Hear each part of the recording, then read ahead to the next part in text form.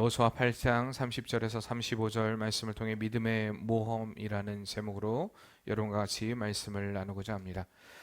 스위스의 의사이자 또한 작가였던 폴 트루니에라는 사람이요, 내과 의사였지만 그는요 신학과 정신분약 그런 곳에 많은 영향을 끼친 상담자이기도 했습니다. 그가 쓴 저서 중에 모험으로 사는 인생이라는 그러한 책이 있는데, 이 책에 보면 진정한 인간됨은 모험 정신을 갖는 것이며 모험 정신의 근원은 하나님께로부터 온다라는 그러한 내용의 글을 기록합니다. 이 말은 무슨 말이냐면, 하나님의 형상으로 지음받은 모든 인간들은 새로운 일을 시도하려는 그러한 마음을 가지고 있다. 그리고 그에 따른 이 모험을 감수하고자 하는 그러한 모험 정신이 있다라는 말입니다. 하나님께서 세상을 창조하셨습니다. 믿으시죠?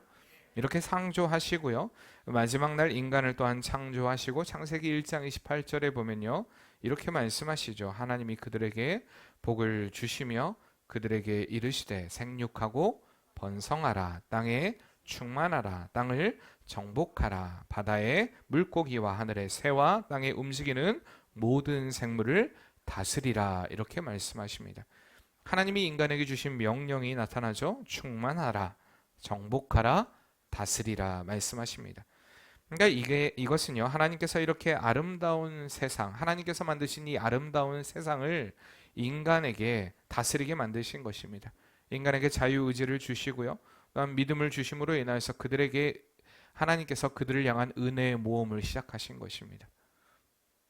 우리 인간들은요, 그렇기 때문에 그분의 말씀에 순종하고 그분을 믿고 그분을 의지함으로 살아가는 믿음의 모험의 삶을 시작하게 됩니다.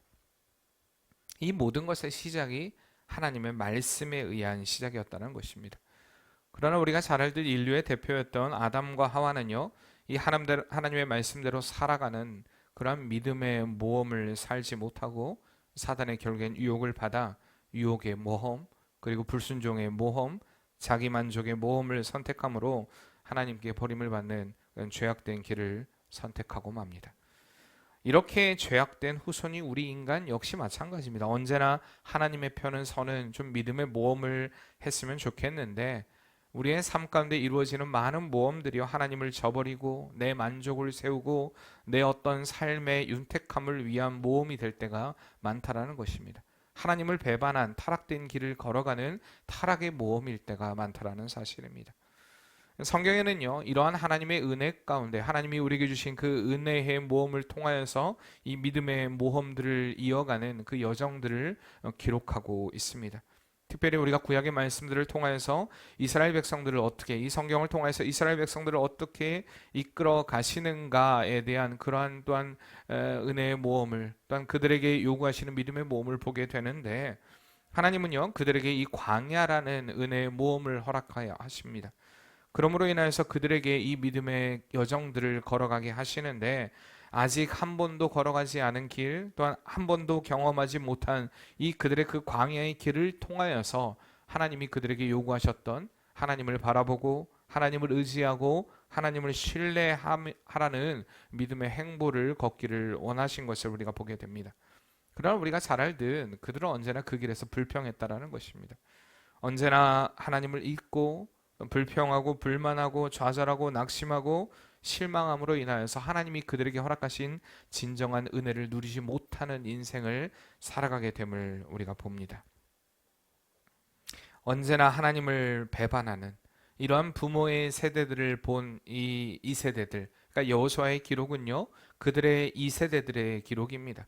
이렇게 모험의 길을 하나님을 잊어버림으로 인하여서 불순종하고 불평했던 그들의 그 모습을 본 이 세대들이 이제 이 약속의 땅 가나안에 이르러 믿음의 여정들을 계속해서 이끌어가기를 원하시는 그 하나님의 음성, 그리고 하나님의 예비하심, 하나님의 인도하심을 이끌어가는 그 과정 가운데 여전히 그들은 그들의 부모 세대들이 범했던 그 죄악을 답습하면서 하나님을 배반하고 배신하는 믿음의 여정이 아니라, 믿음의 모험이 아니라, 믿음의 길이 아니라 하나님을 배반하는 그 길을 걸어가는 것을 우리가 보게 됩니다. 앞으로도 계속해서 그런 것들을 보게 될 것입니다. 그러나 하나님은요, 이러한 반역과 불순종의 길을 걷는 인간들을 끝까지 포기하지 않으신다는 것이 바로 이 성경에 기록된 하나님의 은혜의 모험이라는 것입니다. 오늘 우리는요, 이 말씀을 통해 여전히 우리를 붙들어 주시는 하나님을 보게 됩니다. 여전히 우리의 삶에 은혜를 베푸시고 얼마나 큰 은혜로, 정말 말할 수 없는 그 은혜로 우리의 삶 가운데 계속되는 그 믿음의 여정들을, 믿음의 모험들을 이어가기를 원하시는 우리가 하나님을 발견하게 된다는 것입니다. 우리가 지난 시간의 말씀을 통하여서 이 여리고성의 완벽한 승리와 그리고 그 경험으로 인해 기고만장했던 이스라엘 백성들이 아이성의 전투에서 그들의 죄악과 교만함으로 인해 패배한 것을 보았습니다. 이렇게 패배한 이스라엘을요, 하나님은 포기하지 않으시고 다시 그들을 찾으시고 하나님 앞에서 그 죄악의 고리를 끊게 만드시고 회개하게 하심으로 인하여서 다시금 그들을 도와주시고 그들과 함께 하시는 그 2차 전쟁 가운데 이 아이성의 전투에서 승리하게 하시는 그 은혜의 역사를 우리는 보았습니다. 이렇게 하나님의 은혜로 기회를 얻고요, 완벽한 승리를 경험한 이스라엘을 여호수아는 오늘 본문에 보니까 어디로 이끌어갑니까? 에발산으로 이끌어가게 됩니다. 오늘 본문에 에발산으로 그들을 이끌어갔다라고 이야기합니다. 그런데요, 사실 이 에발산이라는 곳은요, 가나안의 주둔지도 아니었습니다. 전쟁터도 아니었습니다. 그런데도 왜 여호수아는 그들을 이끌고 에발산으로 갔을까요? 이제 다시금 그 여리고성의 전쟁에서 승리를 하고 또한 아이성에서 실패하지만 다시금 하나님이 함께 하심으로 인하여서 이 아이성의 승리를 쟁취한 그 이스라엘 백성들은요, 이제 그 정복 전쟁의 자리에 그 승전의 계가를 계속해서 울려야 되지 않을까 생각되는 그런 시점에 여호수아는 전혀 전쟁과 상관없는 또한 가나안의 주둔지도 아닌 이 에발산으로 그들을 이끌어 간 것입니다. 우리는 오늘 이 말씀을 통하여서 이 여호수아의 이 모습을 통하여서 하나님께서 우리에게 허락하신 믿음의 모험이 어떠해야 하는가를 분명히 보게 되는 것입니다. 먼저 첫 번째로요, 우리의 믿음의 모험은 어떠한 순간이든 예배의 자리로 나아가야 하는 것입니다. 많은 사람들이 인생에 대해서 이야기할 때 인생은 속도가 아닌 방향입니다 라는 말을 자주 합니다. 여러분 종종 그런 말 들어보셨을 거예요. 이 말은요, 우리 인생뿐만 아니라 믿음에 있어서도 너무나 중요한 말입니다. 믿음은 속도가 아닌 방향입니다. 한번 같이 따라해 볼까요? 믿음은 속도가 아닌 무엇이라고요? 방향입니다. 많은 이들이 믿음에서 실패하는 가장 큰 이유는요, 이 믿음의 방향을 놓쳐버리기 때문입니다.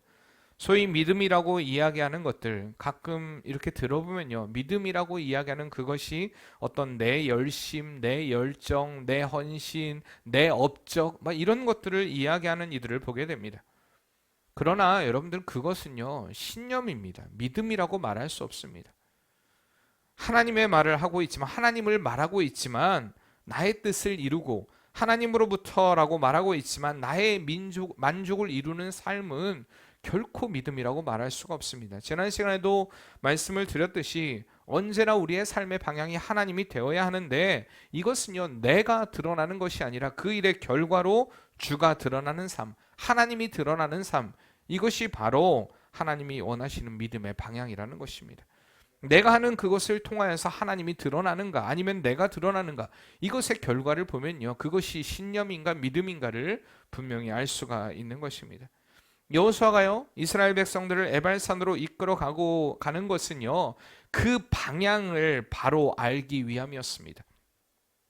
오늘 30절 말씀에 보면요, 그때의 여호수아가 라고 이야기합니다. 그때의, 여러분 그때가 어떤 때입니까? 언제를 이야기할까요? 바로 앞에 있는 아이성을 점령하고 난 후에 라는 이야기입니다. 그들이 하나님께서 함께 하심으로 그 승리를 경험한 그 전쟁의 경험 후에 그들이 어디로 갔다고 얘기합니까?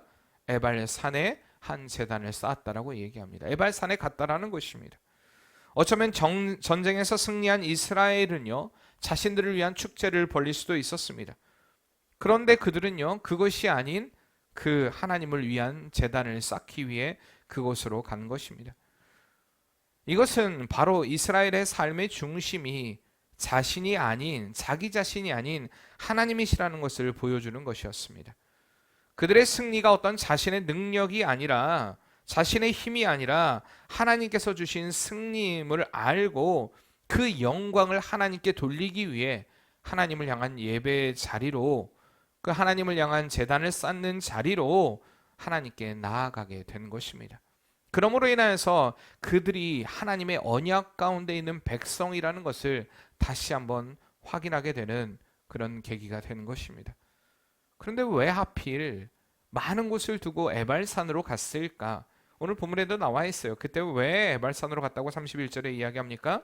이는 같이 읽을까요? 31절, 여호와의 종 모세가 이스라엘 자손에게 명령한 것과 모세의 율법책에 기록된 대로라고 이야기합니다. 자, 에발산에 갔다라는 것은요, 결국에는 이 즉흥적인 어떤 그 여호수아가 야 내가 저 산으로 가서 예배해야겠다 이렇게 생각해서 즉흥적으로 행한 일이 아니었다라는 것입니다. 사실 이 에발산은요, 아이성과 가까운 거리가 아니었습니다. 아이성에서 북쪽으로 약 한 30km 지점이 되는 것이 바로 에발산이었습니다. 분명히 가까운 거리 아니에요. 이 산은요, 이 세겜단 근처에 있는 곳이었는데 약 해발 940m에 이르는 높은 산이었습니다. 그러나 이 에발산은요, 어떤 산이었냐면 나뭇잎이 없는, 그 이름의 뜻처럼 나뭇잎이 없는 산이라는 그런 뜻입니다. 다시 말하면 돌산이었다는 것입니다. 바위산이었습니다. 에발산은요, 그리고 이 남쪽에 위치한 그리심산으로 인하여서, 물론 그리심산은 에발산보다는 조금 낮습니다. 한 60m 정도가 낮은데도 불구하고 남쪽에 위치하고 있기 때문에 거기 남쪽에서 나오는 해를 받을 수 없는 산이었기 때문에 언제나 그늘진 산이 바로 에발산이었다는 것입니다. 그렇기 때문에 이 에발산은요, 보통 저주를 상징하는 산이었습니다. 저주와 곤고의 상징. 반면에 그리심산은 어떤 산이었냐면 축복의 상징이었습니다. 풍요의 상징이 되었습니다. 그런데 하나님께서 이 축복의 상징인 그리심산이 아닌 왜 에발에 올라가 하나님을 위한 단을 쌓으라 했는가? 그것은 바로 하나님의 명령이었기 때문이라는 사실입니다. 신명기 27장에 보면요, 이미 모세는 여호수아에게 명령을 합니다. 너희가 가나안에 들어가게 되면 에발 산에 들어가 제단을 쌓으라 라고 명령을 합니다. 그 명령에 의한 순종으로 바로 에발 산에 쌓게 된 것입니다. 여러분, 그러나 그 시기가 이 가나안 정복 전쟁 중에 이 중부 지역을 막 이제 점령하고 이 거점지를 마련하려고 하는 이 전략적으로 굉장히 중요한 이 아이성과 여리고성을 이 점령한 이 정복 전쟁이 끝나고 이제 막 사기가 중천하여서 계속해서 그들의 전세를 몰아가고 전쟁을 시행해야 될 그 순간이었냐? 이것은 조금 의문이 든다라는 것입니다. 왜 하필 이 순간에, 이 시기에 분명한 모세의 명령이었지만 왜 에발로 갔어야 되는가? 에발산으로 갔어야 하는가? 어쩌면 충분히 그런 생각을 가져볼 만도 합니다. 그러나 앞서 이야기했듯이 여호수아는요, 이스라엘 백성으로 하여금 이 승리로 인하여 사기충천한 그 시기가 바로 에발산으로 가야 할 시기임을 알았다는 것입니다. 그곳에 왜 가려고 했냐? 바로 이 에발산으로 갔다라는 것은, 그곳에 단을 쌓다라는 것은 이 정복 전쟁이 인간의 어떤 전략에 의한 전략적인 측면에서 풀어가려는 어떤 그런 생각이 아니라 하나님과의 관계 가운데 이 전쟁을 풀어가려고 했다라는 것입니다.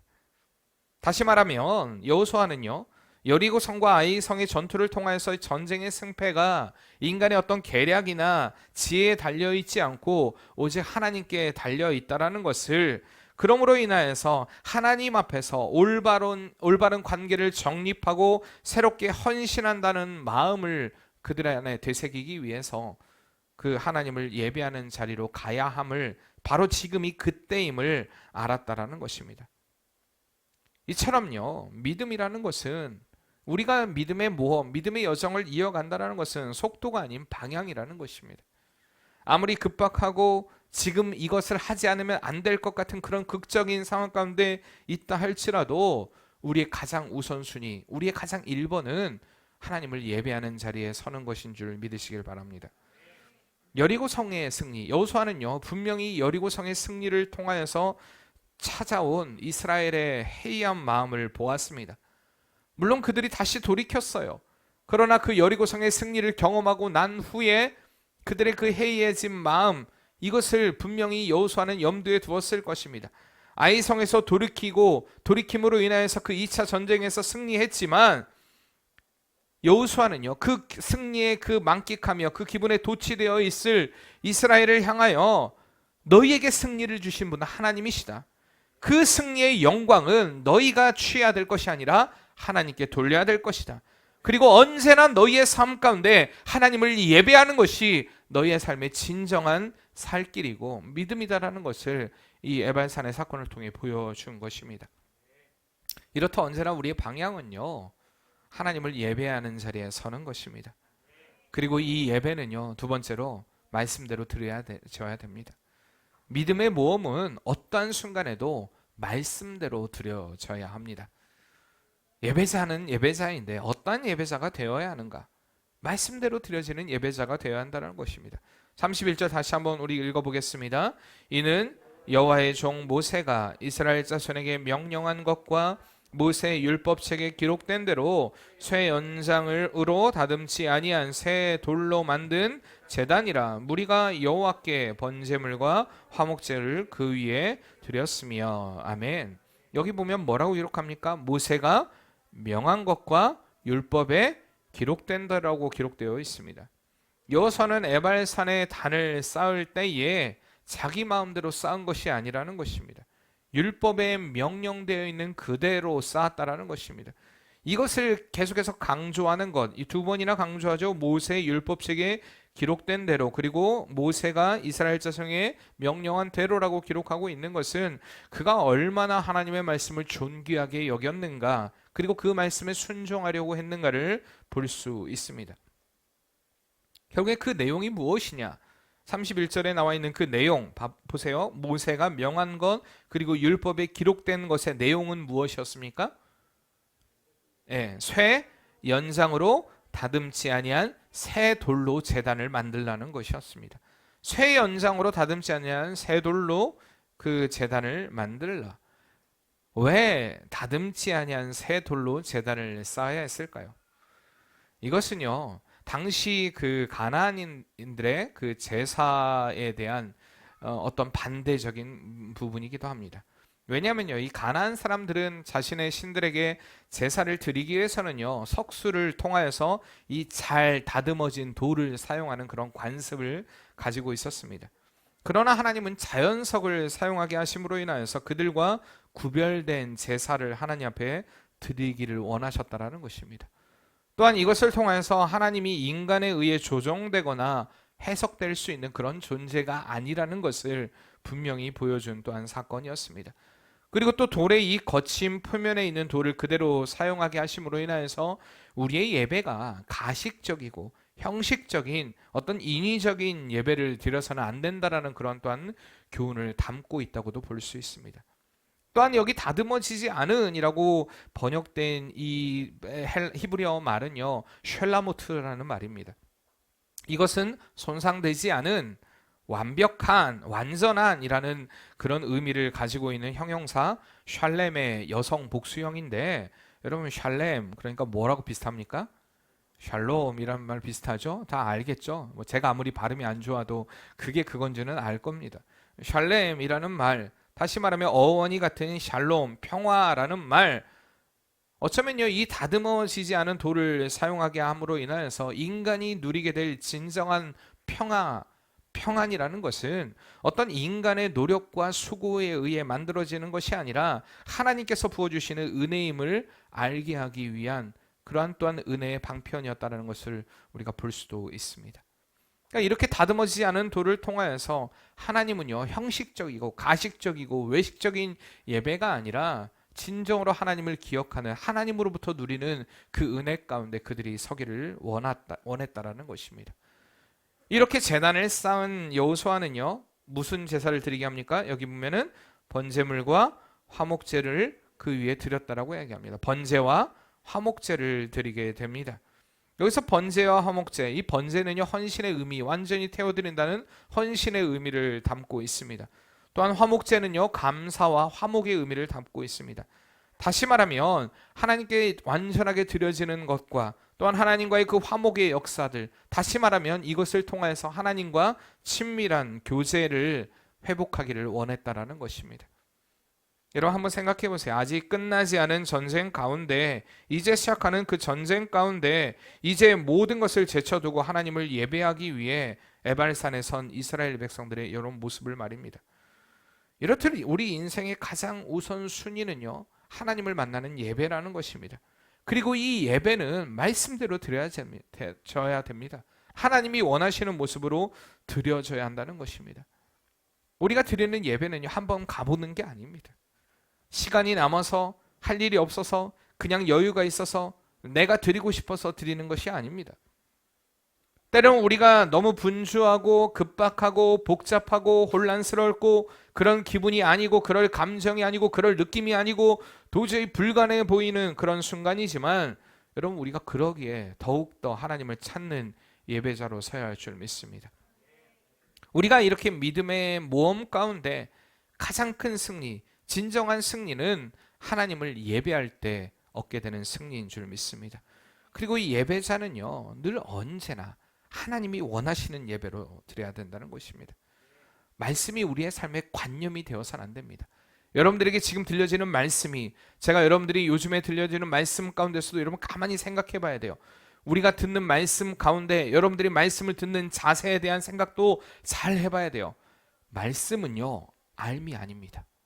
내가 이 지식을 알았다. 여호수아는 내가 여호수아의 배경을 알고 여호수아가 어떠한 의미를 가지고 있고 이것을 알았다가, 여러분 우리의 삶에 하나님에 대한 알 아닙니다. 예배 아닙니다. 예배는 우리의 삶 가운데 지식을 얻는 시간이 아닙니다. 하나님을 알아가는 시간입니다. 그리고 하나님을 만나가는 시간이 되어야 됩니다. 그렇기 때문에 우리의 삶에 관념이 되어서는 안 돼요. 믿음이라는 게, 말씀이라는 게, 그것이 나의 생각을 움직이고 나의 삶을 움직이고 나를 지배하는 역사가 되는 것이 진정한 말씀의 역사라는 것입니다. 이러한 삶을 살아갈 때 우리의 여정이 믿음의 모험이 되는 것입니다. 여러분 언제나 말씀대로 살아가는 믿음의 삶이 되시길 바랍니다. 나를 움직이게 하는 것이 내가 아닌 말씀이 되는 여러분 그 은혜의 삶이 성도님의 삶이 되길 바랍니다. 세 번째로 믿음의 모험은 어떠한 상황 가운데서도요, 말씀을 기억하고 되새기고 사는 것입니다. 한번 따라해 봅시다. 기억하고 되새기고 사는 것이다. 옆에 분들하고 이렇게 인사합시다. 기억하고 되새기며 삽시다. 무엇을 기억하고 되새기고 살아요? 말씀을요. 말씀을. 이렇게 여호수아는요, 하나님의 말씀을 새기는 작업을 끝내자 여호수아는 모세가 지시했던 대로 이스라엘 백성들에게 두 그룹으로 나누어 북쪽의 에발산에 그리고 남쪽의 그리심산에 반반씩 서게 합니다. 민수기 27장에 보면요, 어떤 지파가 어디에 서야 할지를 분명히 보여줍니다. 에발산에는 루벤, 갓, 아셀, 스불론, 단, 납달리가 서야 합니다. 그리고 그리심산에는요, 시므온, 레위, 유다, 이사갈, 에브라임과 므낫세 그리고 베냐민 지파가 서게 됩니다. 그런데 오늘 말씀에 한 가지 눈에 띄는 것은 그 민수기에 기록되지 않은 말씀, 그 포함되지 않은 이들이 존재합니다. 누굽니까? 바로 이방인입니다. 여기 이방인들, 그 하나님의 말씀을 믿고 그들과 함께 출애굽을 한 그들, 또한 그들과 같이 이제 그 여정 가운데 같이 동참했던 그 이방인들, 그들 역시도 하나님이 허락하신 그 구원의 자리에 서게 된 것입니다. 그리고 그들도 역시 하나님의 말씀을 듣기 위해 섰다라는 것입니다. 이렇게 그들을 세우시고 여호수아와 제사장과 언약궤를 가진 레위 사람들과 리더들은요, 산과 산의 골짜기 그리고 세겜 골짜기에서 하나님이 주신 축복과 저주를 낭독하게 됩니다. 한번 보여주실래요? 어떤 모습인가? 제가 설명하는 것보다 이렇게 보는 게 훨씬 나을 것 같아서요. 자, 여기 보면 에발산이, 위에가 에발산이죠. 그리고 밑에가 그리심산입니다. 그리고 아까 이야기했던 그런 지파들이 서 있죠. 그리고 그 리더들이 서 있습니다. 그리고 언약궤 있고 제사장과 레위들이 있고 여호수아가 하나님의 말씀을 선포하는 것입니다. 이러한 모습으로. 근데 기가 막힌 건요, 이곳의 지형, 이 에발산과 그리심산의 그 골짜기, 그 사이의 골짜기가 바로 세겜입니다. 세겜이에요. 근데 이 골짜기는요, 천연적인 아쿠스틱, 천연적인 울림이 있는 곳이라는 것입니다. 여러분 생각해 보세요. 그 많은 백성들이 어떻게 하나님의 말씀을 들을 수 있었을까? 이곳이 바로 하나님의 말씀을 듣기에 아주 가장 적합한 곳이었다라는 것입니다. 굉장히 효과적인 방법으로 그들에게 하나님의 말씀을 증거한 것입니다. 저는 저번 시간에도 얘기했지만 하나님의 기적, 하나님의 역사라는 것이 우리 인간의 어떤 초월적인 역사. 자, 여호수아가 여기서 생각으로 내가 하나님의 말씀을 생각만 하고 있으면 이스라엘 백성들이 들을 수 있을 것이다. 아니면 조용히 속삭이면 들을 수 있을 것이다. 아니에요. 들으려면 어떻게 해야 됩니까? 하나님의 기적을 바라는 게 아니라 큰 소리로 말해야 됩니다. 그렇지 않아요? 들으려면 어떻게 해야 됩니까? 요즘 같으면 마이크를 써야 돼요. 옛날에는 마이크가 필요 없었어요. 자꾸 우리 교회들이요, 본질적이 아닌 부분을 가지고 그동안에 계속해서 싸워왔습니다. 왜 교회에서 피아노가 아닌 왜 이 전자악기들을 사용하냐? 이건 사단의 역사다. 그럼 마이크도 쓰지 말죠. 마이크 가지고 시비 거는 사람 별로 못 봤어요. 마이크도 전자잖아요. 그렇지 않습니까? 전기의 힘을 빌려서. 그럼 전기는 하나님께서 우리 인간들을 위해서 어떤 허락하신 기술 아닙니까? 그럼에도 불구하고 자꾸 이런 소리를 해요. 그러려면요, 교회들이 어떻게 져야 되냐? 다 돔으로 져야 돼요. 돔으로. 이게 굴처럼 져야 돼요. 굴 같은 데는 잘 울리잖아요. 한 번만 하면 그냥 그 홀들을, 아쿠스틱이라고 하는데 그 울림들을 통해서 전해집니다. 효과적이에요. 이번 주 이양재 장로님이 그러더라고요. 옛날에 교회가 그래도 이렇게 좀 규모가 있을 때는 찬양하고 하면 찬양이 확 울리고 하는 게 너무 좋았는데 요즘 좀 그게 좀 많이 아쉽다고. 그러니까 기도해야 돼요. 하나님께. 우리도 또다시 그 하나님이 우리에게 허락하신 그 아름다운, 우리가 찬양할 때 하나님께 영광을 돌릴 때 아름다운 그 홀이 우리 안에 빨리 생겨나도록 여러분 기도해야 됩니다. 간구해야 돼요. 또 무슨 힘든데, 이게 아니라 우리 기도해야 돼요. 간구해야 됩니다. 이렇게 하나님의 역사, 하나님의 인도하심을 우리가 기적으로 보는데요, 그 기적들이 우리 어떤 모든 상식을 벗어난 일이 아닐 때도 있다는 것입니다. 분명한 천연적인 울림, 너무나 좋은 울림들을 다 사용했어요. 세겜 골짜기의 그 울림들을 다 사용해서 여호수아가 말할 때 그 찬양으로 인하여서 계속해서 백성들이 하나님의 말씀을 너무나 자세히 들을 수 있게끔 분명히 만들었다라는 것입니다. 35절에 보면요, 여호수아가 이 말씀을 할 때에 이 율법의 모든 말씀들을 하나도 남김없이 다 낭독했는데, 그때 들었던 사람들이 누구였습니까?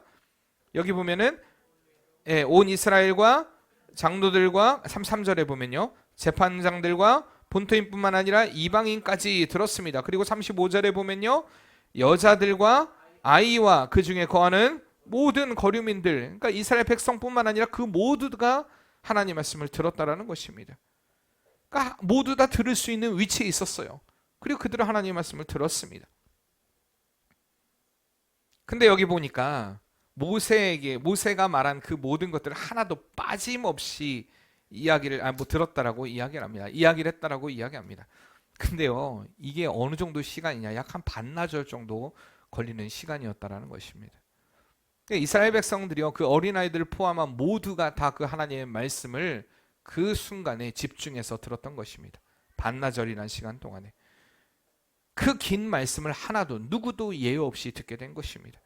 이렇게 세겜에서의 언약 갱신을 통하여 하나님은 이 아간의 사건으로 인하여서 일시적으로 깨어진 관계를 다시금 새롭게 하시며, 또한 이스라엘 백성들이 약속의 땅 가나안에 머물기 위해서 어떠한 삶을 살아야 하는가를 이 말씀의 선포를 통해 알려주신 것입니다. 이렇다 하나님은요, 이스라엘 백성들이 철저하게 하나님의 말씀 앞에 순종하기를 원했습니다. 기억하며 되새기며 살기를 원했다라는 것입니다. 가나안은 그들에게 주신 하나님의 선물이었지만 그것을 온전하게 누리기 위해서는 그들은 철저하게 말씀을 기억하고 또한 되새기며 살아가는 삶을 살아야만 그 은혜의 역사를, 믿음의 모험을, 그 믿음의 여정을 이어갈 수 있었던 것입니다. 이렇듯 우리의 모험, 믿음의 여정이 되기 위해서는요, 언제나 하나님의 말씀을 기억하고 되새기며 살아가는 삶이 되어야 합니다. 이스라엘 백성들이 그들 앞에 닥친 이 급박한 전쟁 가운데서도 모든 일상을 멈춰 놓고 그리고 하나님의 말씀을 듣기 위해서 그들이 그 먼 거리를 하나님의 말씀을 듣기 위해서, 하나님의 말씀에 귀를 기울이기 위해서, 하나님의 말씀대로 순종하기 위해서 에발산으로 갔듯이 우리는 언제나 우리의 앞에, 우리의 삶의 걸음을 멈추고 그 하나님의 말씀을 듣기 위해서, 그리고 그것을 우리 안에 새기기 위해서 말씀의 자리로 나아가야 한다는 것입니다. 오늘 우리 예배가 그런 예배가 되어야 할 줄 믿습니다. 우리의 분주했던 그런 일상들을 멈추고요, 우리의 삶을 되돌아보고 하나님이 원하시는 길을 우리가 걷고 있는지, 혹시나 우리의 삶 가운데 그분의 말씀을 잃어버리고 나의 뜻과 나의 생각대로 살아가고 있지 않은지를 돌아봐야 한다는 것입니다. 예배가 나를 위한 삶을 살아가기 위해서 거쳐가는 어떤 하나의 순간이 되어서는 안 됩니다. 여러분, 예배가요, 나의 어떤 것들을 이루기 위해서 거쳐가는 순간이 되어서는 안 된다는 것입니다. 온전하게 하나님의 말씀대로 살아가기 위해서 결단하고 결심하고 변화되는 그런 은혜의 시간이 오늘 우리 예배의 시간이 되어야 할 줄 믿습니다. 하나님이 허락하신 그 은혜의 모험, 믿음의 모험을 이어가기 위해서 우리는 온전하게 드리고 하나님과 온전함을 회복하기 위해서 늘 듣고 새기고 살아가기를 결단하는 시간이 되어야 한다는 것입니다. 이스라엘에게 하나님은 분명히 승리의 길을 알려주시고 보여주셨습니다. 그들에게 선포된 축복의 말씀과 이 저주의 말씀을 통하여서 그들에게 그 살 길을 분명하게 알려주신 것입니다. 그러나 우리는 그들의 결과가 어떠함을 이미 알고 있습니다. 하나님을 떠난 자의 비참함에 대해서 우리는 이미 그 결과를 알고 있다는 것입니다. 여러분, 그러나 중요한 것은 그러함에도 불구하고 하나님의 은혜의 모험은 계속되고 있다는 것입니다. 우리를 향한 하나님의 사랑은 멈추지 않았다는 것입니다. 세대와 세대를 거듭하고 거듭하면서 반복되는 배반과 배신의 삶을 살아가는 이 죄인된 인간을요, 하나님은 포기하지 않으셨습니다. 그리고 이렇게 베푸신 하나님의 은혜의 모험은 그 아들 독생자 예수 그리스도를 주시기까지 멈추지 않는 사랑으로 나타납니다. 도저히 가능성 없어 보이고요, 보잘것없고 쓸모없어 보이는 우리를요, 끝까지 인내하시고 사랑하셨던 그 사랑이 십자가의 은혜로 완성된 것입니다. 어쩌면 우리가 이런 은혜의 모험, 하나님께서 우리에게 허락하신 은혜의 모험이, 어쩌면 하나님이 우리한테 모험을 건다라는 말이 제 표현은 사실 아니에요. 아까 책에 있는 그 표현을 이어가기 위함이지만 인간의 편을 생각해 보는 거예요. 어쩌면 하나님의 그 하시는 일들이 실패인 것처럼 보입니다. 하나님이 우리에게 베푸신 그 은혜가 실패인 것처럼 보여집니다. 과거부터 지금까지 여전히 인간은 타락된 길을 걷고 있고 여전히 하나님의 편이 아닌 내 만족의 편과 내 안위를 위한 삶을 선택하는 이들이 너무나 많기 때문입니다. 아니, 다른 사람들이 아니라 다른 사람 이야기할 것도 없이 여러분, 나만 봐도 그렇지 않습니까?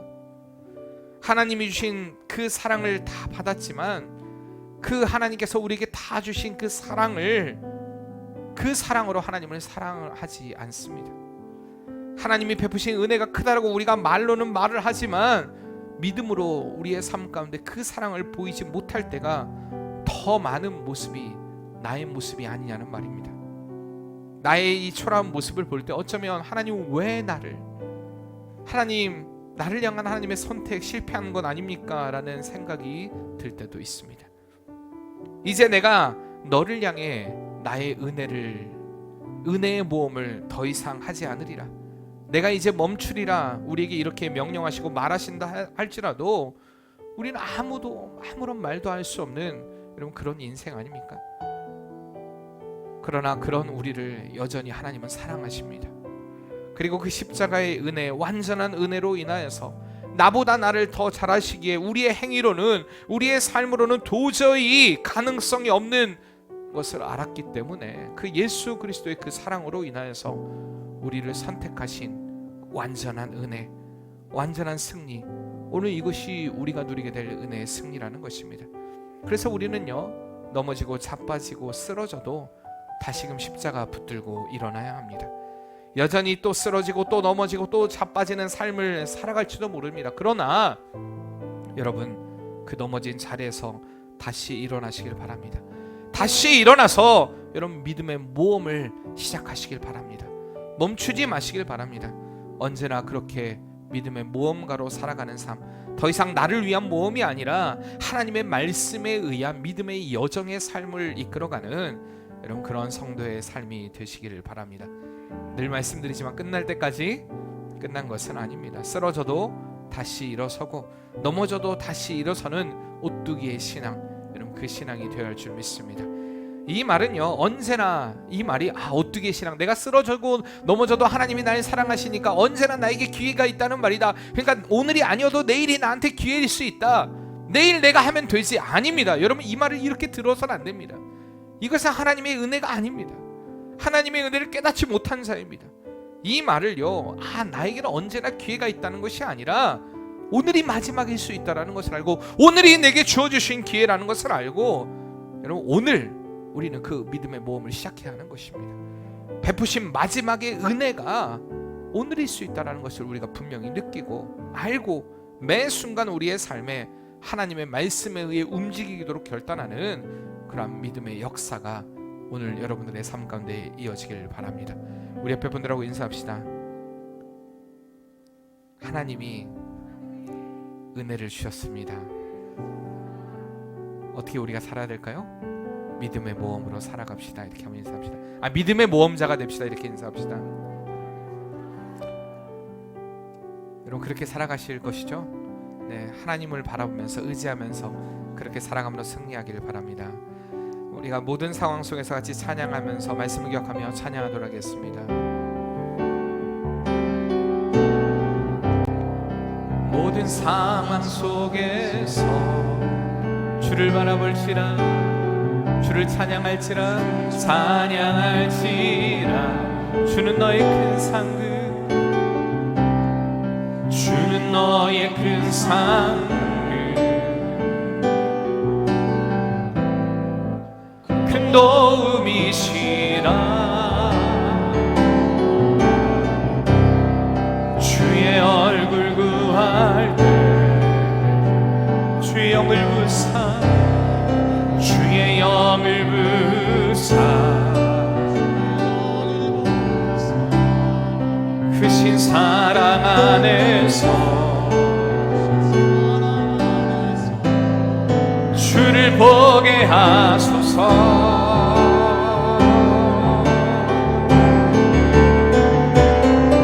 내 영혼이 확정되어 싸워 믿음의 눈들어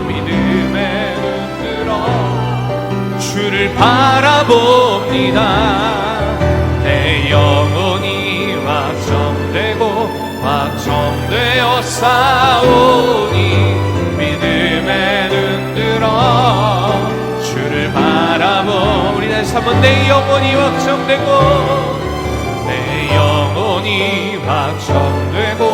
확정되어 싸우니 믿음의 눈들어 주를 바라봅니다. 내 영혼이 확정되어 싸우니 믿음의 눈들어 주를 바라봅니다. 주를 찬양할 때 주의 나라 이미 임했네. 주의 영원한 나라 오게 하소서.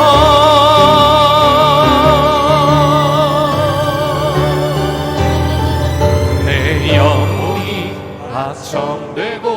확정되어 싸우니 믿음의 눈들어 주를 바라봅니다. 내 영혼이 확정되어 싸우니 믿음의 눈들어 주를 바라봅니다. 그렇습니다. 주님께서 우리에게 허락하신 은혜의 길을 우리가 분명히 알길 원합니다. 이제는 말씀대로 그 말씀을 기억하며 하나님 우리 안에 되새기며 우리의 삶 가운데 그대로 살아가는 믿음의 여정, 믿음의 모험자로 살아가는 복된 성도의 삶이 되게 도와주시옵소서. 수많은 유혹의 모험들이 우리 안에 앞에 있을 수 있습니다. 나를 위한, 나의 만족을 위한, 나의 기쁨을 위한 길이 우리 앞에 우리를 유혹할 수 있습니다. 주님, 그러한 순간에 우리가 말씀을 붙잡고 하나님을 예배하는 예배자로 서는 것이 우리의 삶의 우선순위라는 것을 알고 말씀대로 주님 앞에 드려지는 삶, 늘 말씀을 우리 앞에 되새기며 그 말씀대로 살아가기로 결단하며 믿음의 여정, 믿음의 행복, 믿음의 모험자로 살아갈 수 있는 복된 성도의 삶이 되게 도와주시옵소서. 그러므로 인하여서 하나님이 이끌어 가시는 그 은혜의 여정 가운데 진정한 승리를 경험하고 맛보고 누리는 성도의 삶 되게 도와주시옵소서. 은혜로 우리를 이끌어 가실 주님을 바라봅니다. 예수님의 이름으로 기도합니다. 아멘.